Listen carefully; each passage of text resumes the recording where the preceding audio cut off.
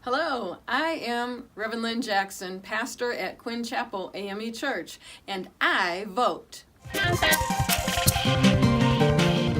My name's Father Dan Scheid. I am a proud Flint resident, the rector of St. Paul's Episcopal Church downtown, and I vote.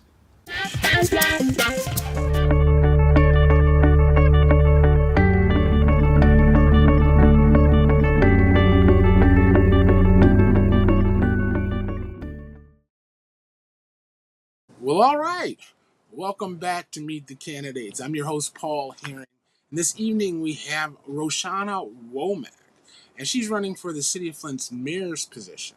Listen, we took the list of names that was published, and we reached out to everyone on the list and invited them to be a guest on Meet the Candidates. If you don't see your candidate on the show, I want you to reach out to them. I want you to let them know there is still time.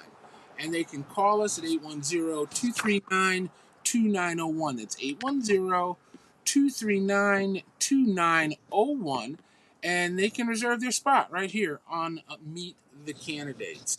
So, as I already mentioned, our guest this evening is, I'm going to say, Sister Roshanda Womack. How are you this evening? Oh, I'm doing well. How are you?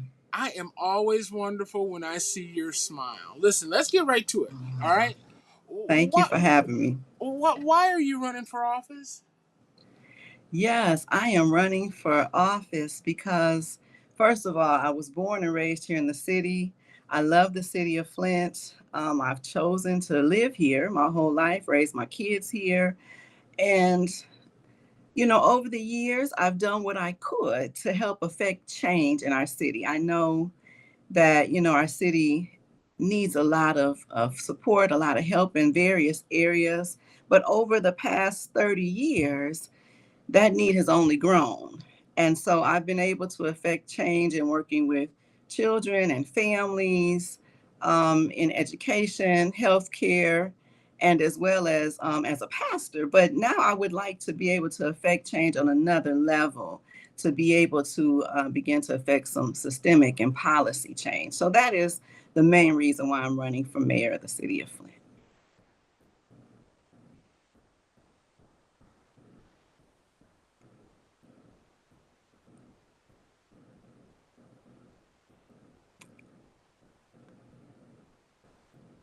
I can't hear you.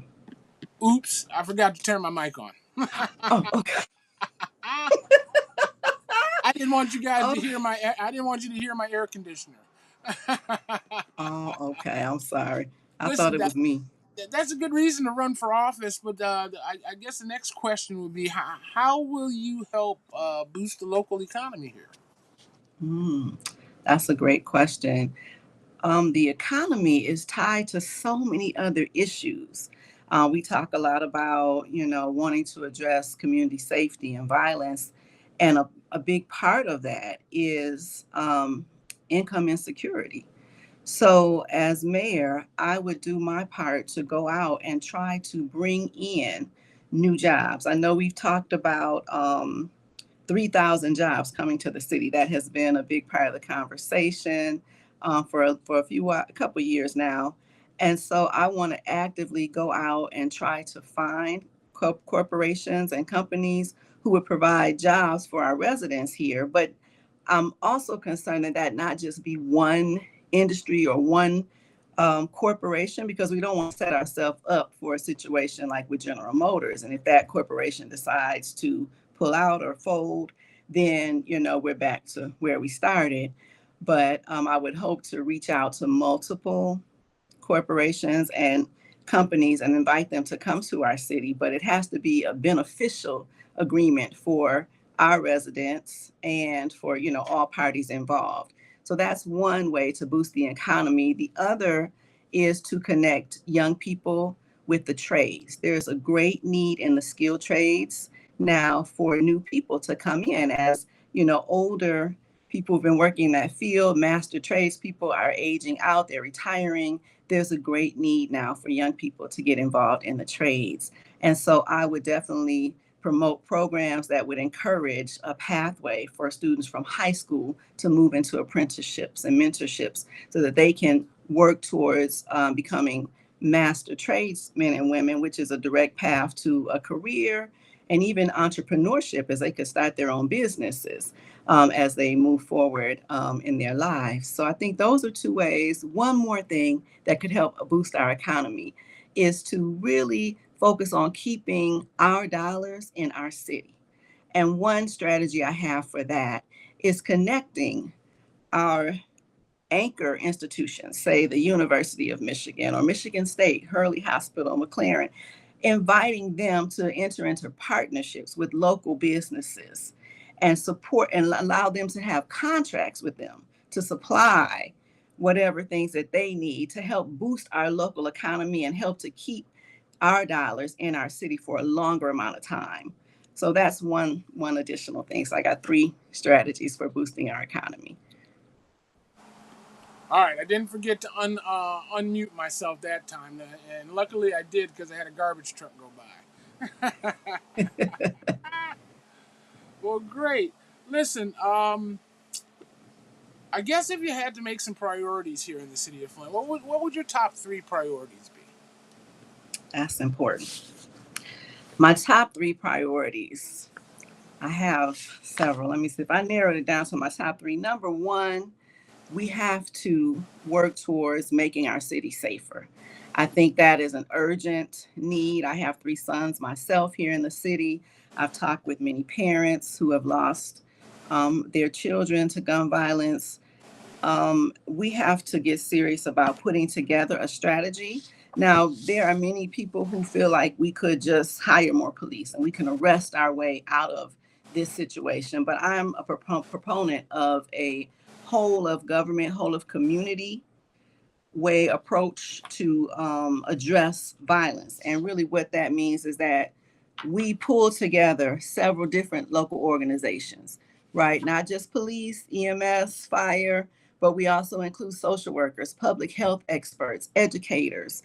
We include the faith community, businesses, corporations, and we all begin to work towards one goal of alleviating violence in our community. And the way we do that is beginning to address the roots of that violence. Okay, we can just put band-aids on the situation, or we can begin to address the root problems. One, like I mentioned before, is the economics.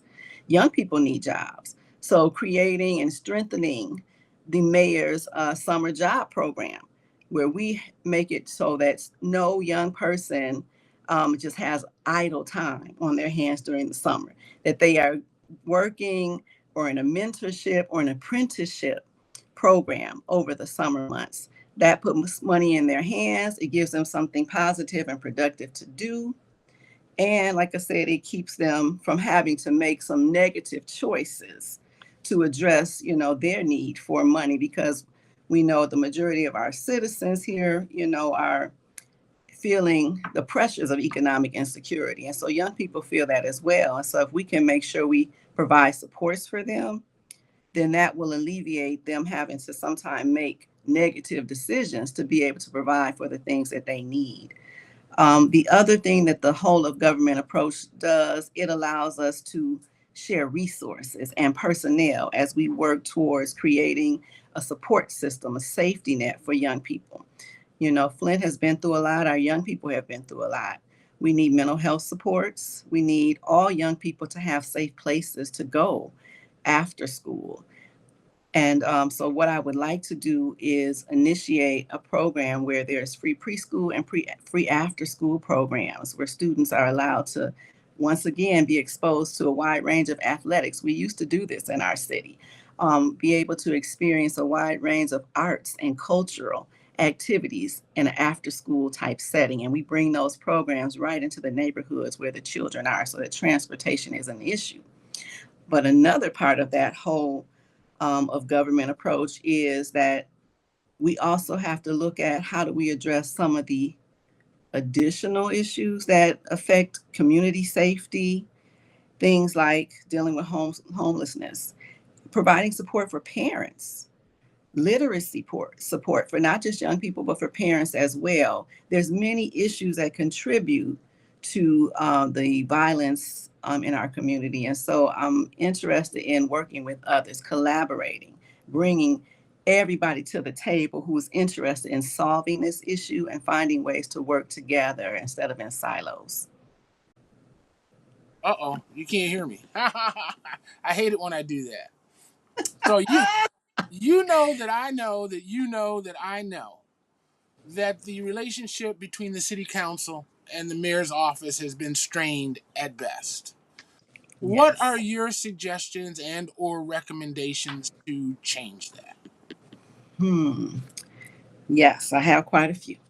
First, I believe that I can be a leader who is a bridge builder, who helps begin to bring people together instead of dividing them. So if I'm elected to become mayor, and even now already, I've begun to build relationships with people who are running for city council, getting to know them. So if I become mayor, I would make it my business to build good working relationships with the city council.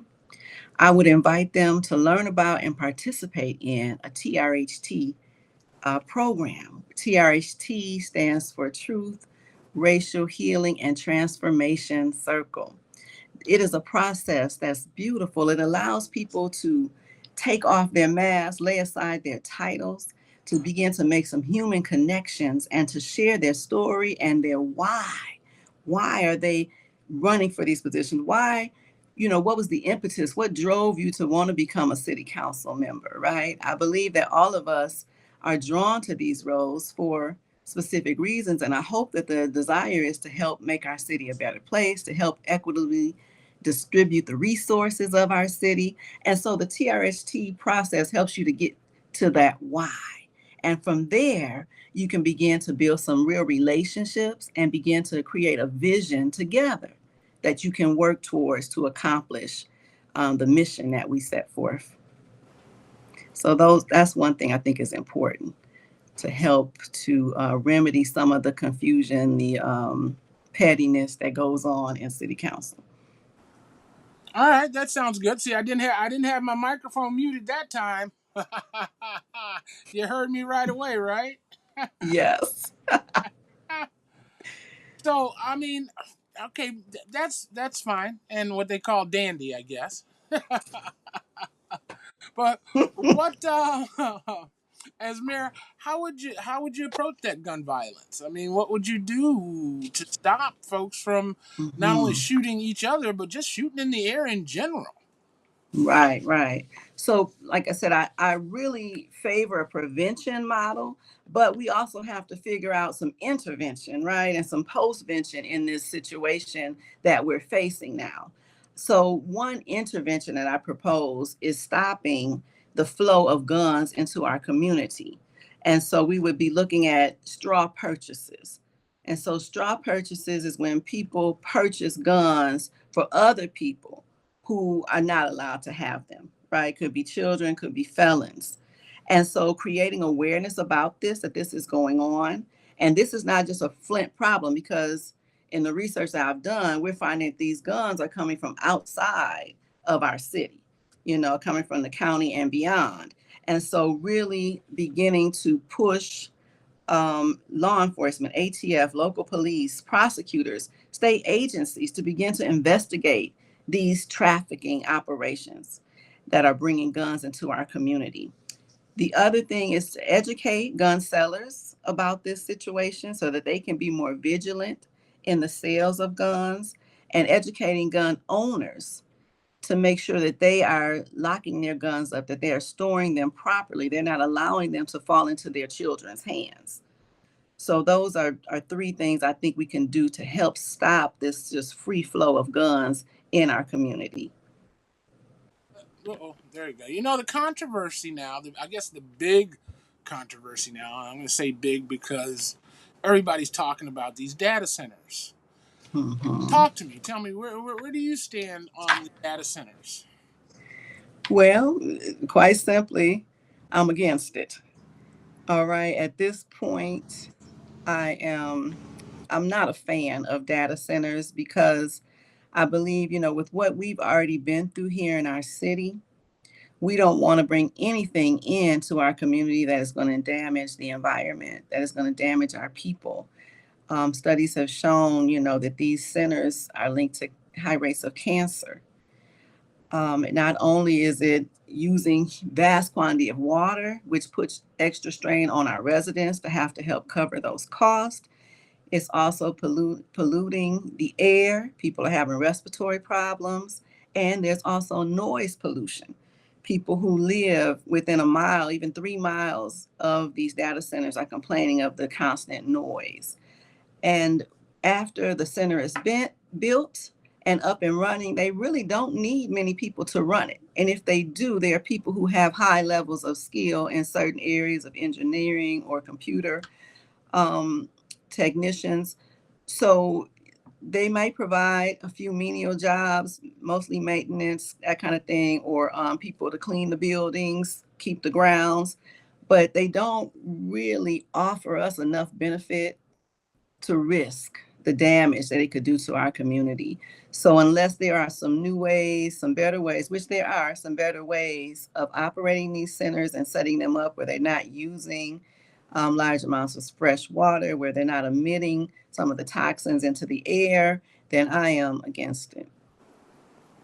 Well, that's more than understandable. That's a sound point that you're making there.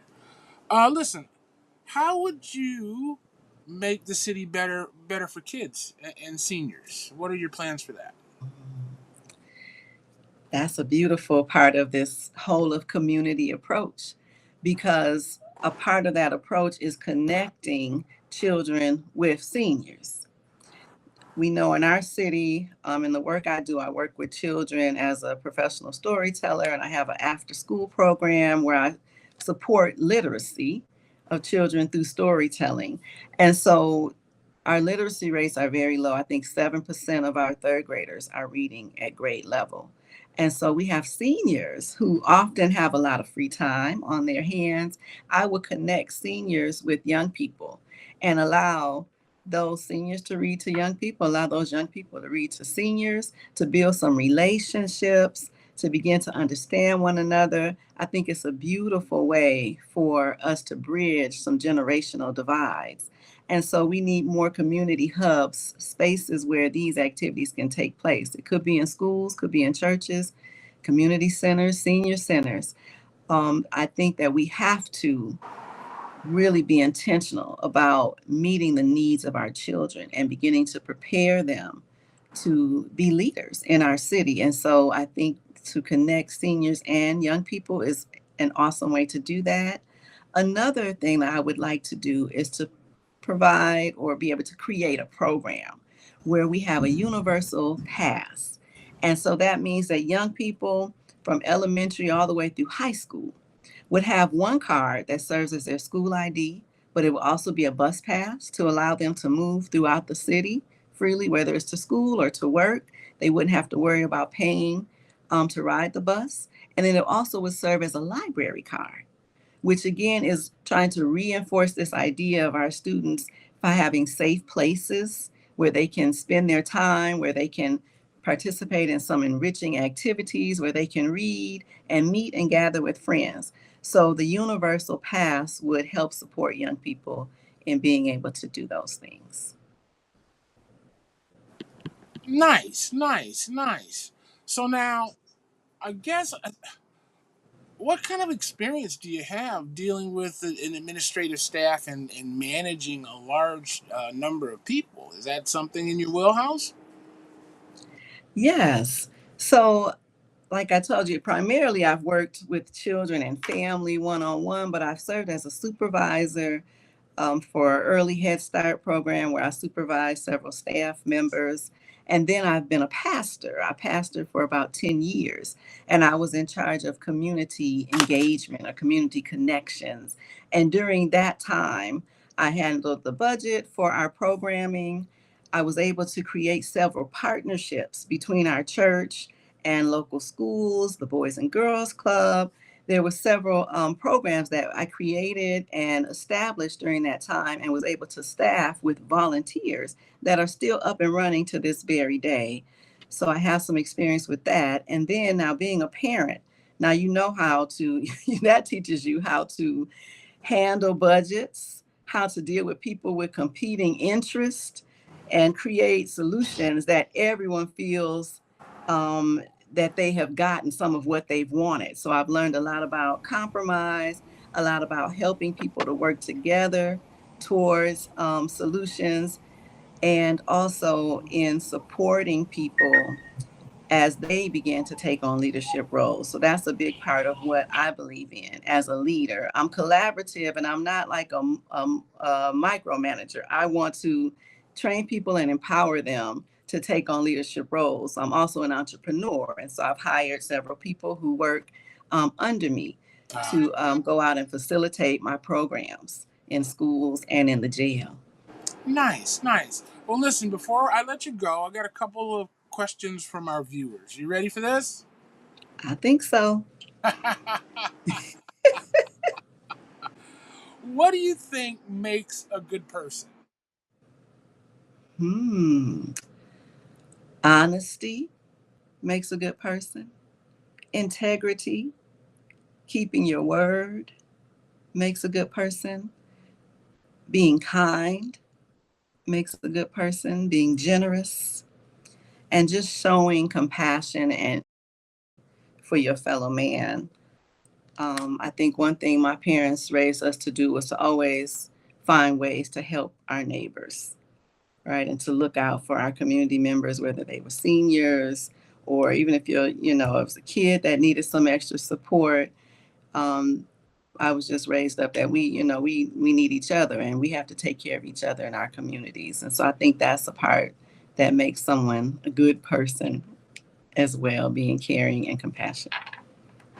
Nice. So listen, the garbage man just pulled up in front of my house, so it's about to get loud.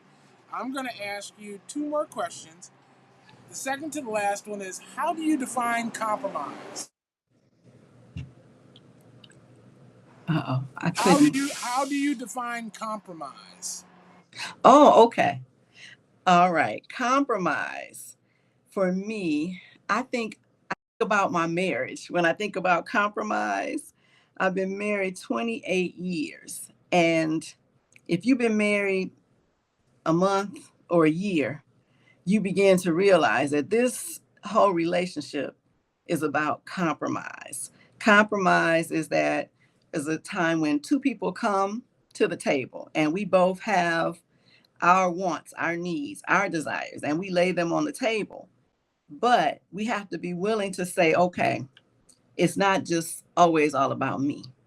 I have to make sure that, yes, I'm getting some of my needs met, but also how can I help you to get your needs met as well? So being able to be unselfish is a great part of compromise.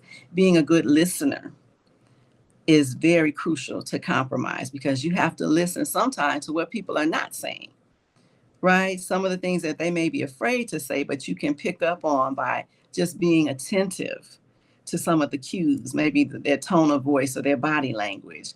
So compromise is vital in the political sphere as well, because nobody is going to have everything their way, right? And so we have to realize that there's enough resources for everyone and that everyone needs a fair share. And we have to be willing to make sure that we are equitable when we sit down to the table and we're distributing resources. If there's a ward that is doing well and they don't need as much money as, say, another ward that needs more support or needs more programming or needs, more assistance, we have to be willing to say, okay, well, this time I'm going to defer to you and I'm going to allow you and your ward and your community, your people to get their needs met. And so compromise is a beautiful thing, but people have to lay aside their egos and their pride in order for it to work. Oh, that was perfectly timed. Just as the garbage truck pulled up off, you got done talking. But I got one last question for you. You can answer it with a smile, you can answer it, or you cannot answer it at all. You ready? Okay.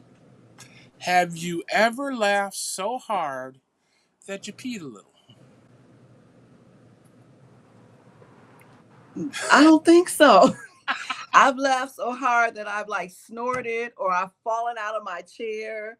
but I have not had an incontinence issue, not yet. Maybe I haven't gotten old enough for that, but not yet. That hasn't happened yet. All right. Well, listen, Roshanda, thank you for being a guest on Meet the Candidates. We appreciate you being here.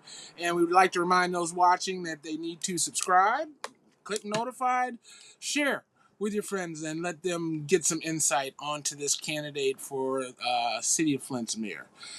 This is Meet the Candidates. I've been your host, Paul Herring. And as always, there'll be more after this. Got radio waves, video vibes, a podcast with wild guests, and cartoons that might make your grandma do a double take. I'm Paul, Next Week 5, media producer, tech whisperer, and full-time overthinker. If it's strange, bold, thoughtful, or just plain weird, I'm probably making it. Tap, follow, subscribe, whatever your thumbs feel like doing today. Let's have some fun. And hey, if you like your content with a little extra sparkle and a lot more spectacle, interesting and even unexpected video. So click, tap, follow, subscribe, whatever your thumbs feel like doing today. Your YouTube channel, Spectacle TV. Subscribe, binge, laugh, raise an eyebrow. It's all there waiting for you.